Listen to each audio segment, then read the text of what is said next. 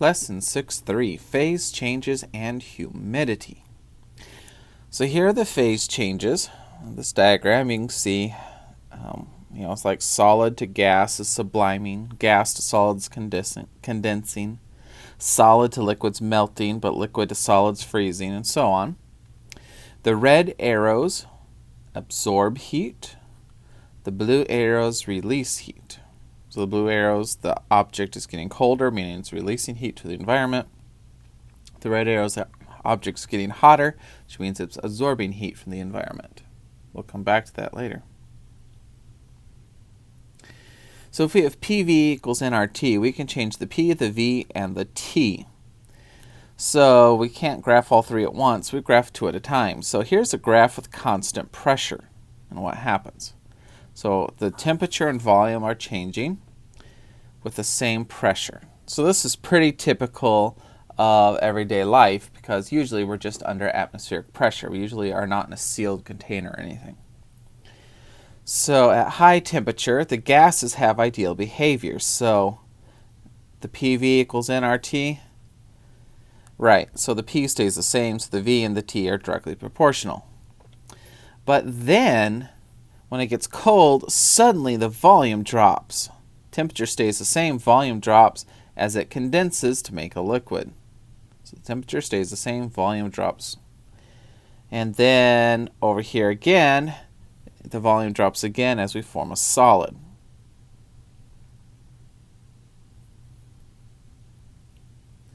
So that's pretty typical. We have a little bit of volume change as the temperature changes, a little bit of volume change as the temperature changes on a solid.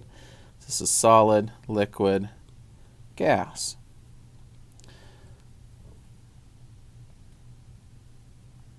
Okay, so that's what you're used to. But what if the temperature stays the same? So we don't change the temperature, what can happen? Well, we have a point called the critical point right there. On the graph, each of these red lines is a constant temperature, so it's called an isotherm.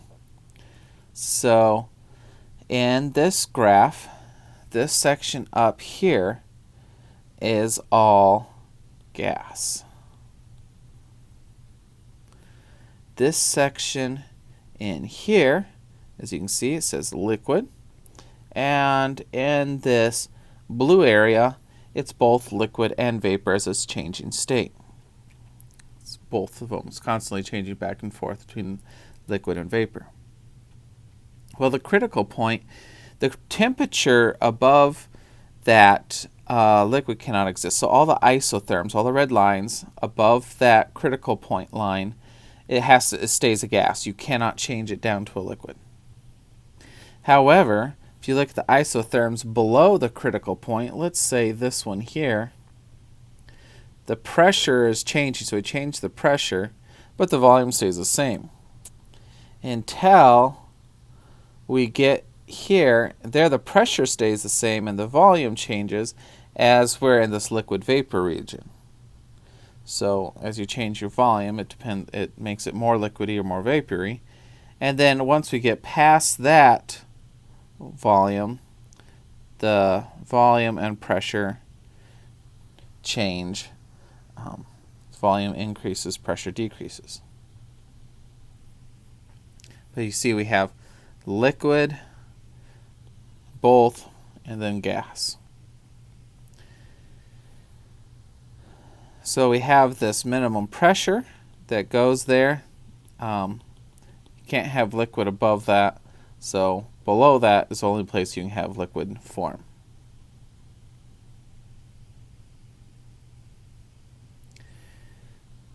If we do a phase diagram, which is pressure and temperature, so this is pressure and temperature.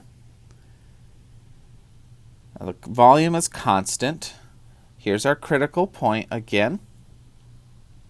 And above that critical point, you don't get any more liquids or solids. It is just vapor.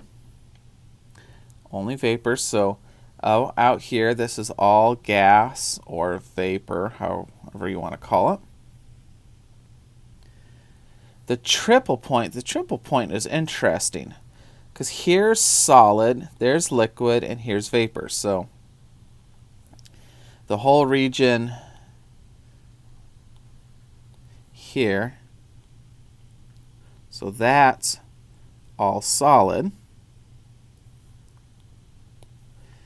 This is all liquid, and this is all vapor. So the triple point is the place where all three phases coexist. Along the lines, the red lines, like this one, is between the solid and the vapor. So that is where both solid and vapor coexist. It's where your solid's changing to a vapor to solid. This one here is between solid and liquid, so that's where the solid's melting or the liquid's freezing. And this other one is where your liquid's boiling or your vapor is condensing. At the triple point, all three phases exist together.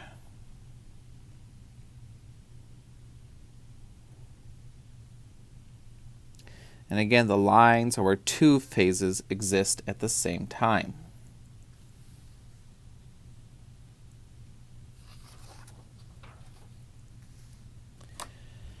Vapor pressure is the pressure at which a gas can coexist with a solid or liquid phase. So the faster molecules break away from the liquid or solid to form the vapor.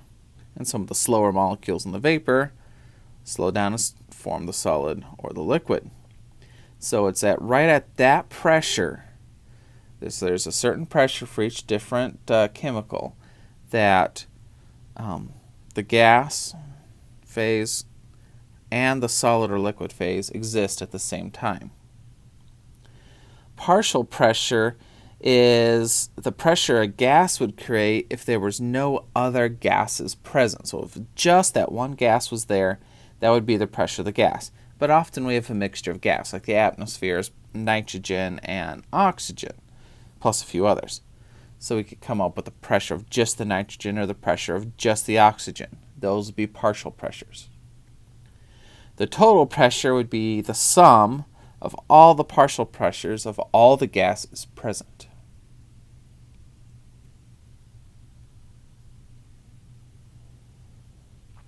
Relative humidity is the amount of water vapor in the air.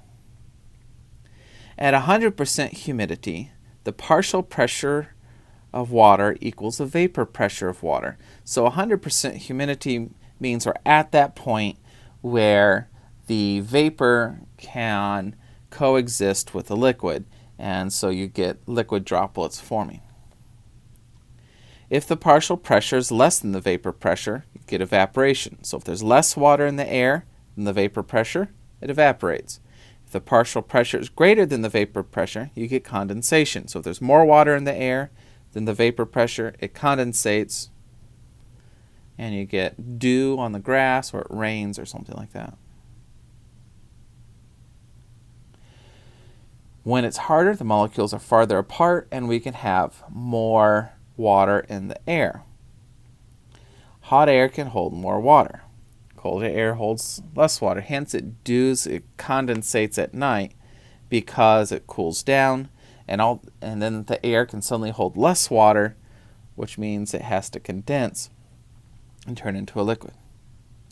The saturation vapor density is the maximum amount of water vapor that air can hold at various temperatures. And the percent humidity is the vapor density divided by the saturation vapor density. So whatever's really there in the air divided by the total that the air can hold times 100% to make it a percent.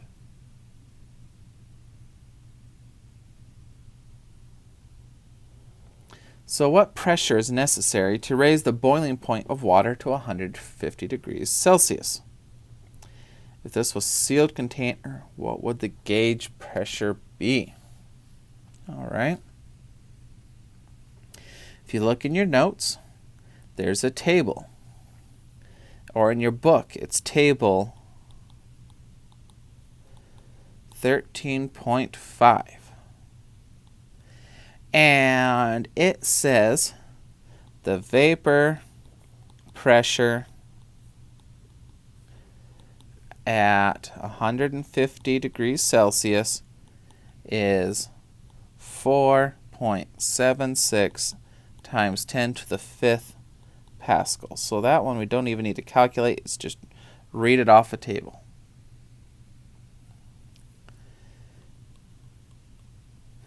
The gauge pressure is the total pressure minus the air pressure.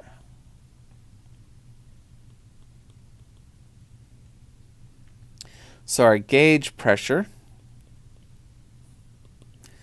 our total is 4.76 times 10 to the 5th pascals. And our air pressure, let's assume sea level, so 1.01 times 10 to the 5th pascals. Our gauge pressure would read 3.75 times 10 to the 5th pascals.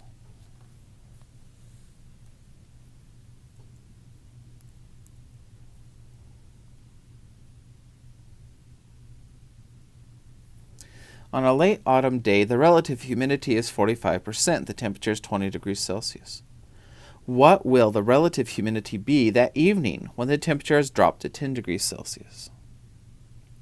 Well, we're talking about relative humidity, so the formula is the percent humidity equals our vapor pressure over our saturation vapor pressure. All right, so we'll start with the 20 degrees Celsius. At 20 degrees Celsius, table 13.5. So look at that, we're going back to table 13.5.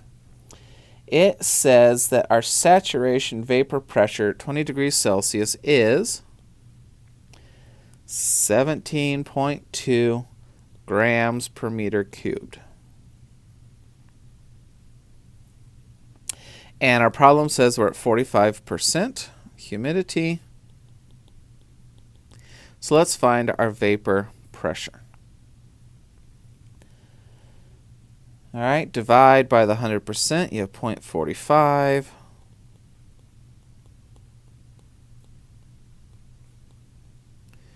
Running out of space.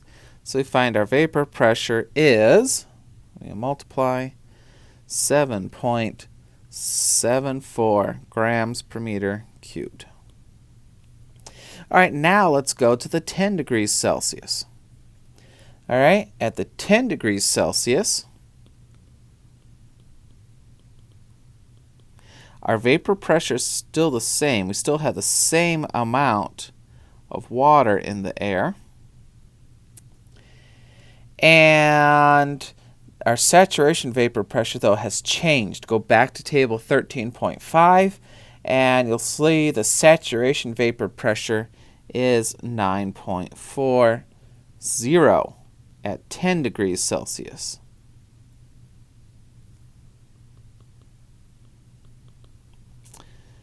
Run that through your calculator, and you see the percent humidity is 82.3%. So the question is, it got cooler, it got more humid, will dew form? Now, dew will not form until you hit 100% humidity. You won't get the condensation until you're at 100% humidity.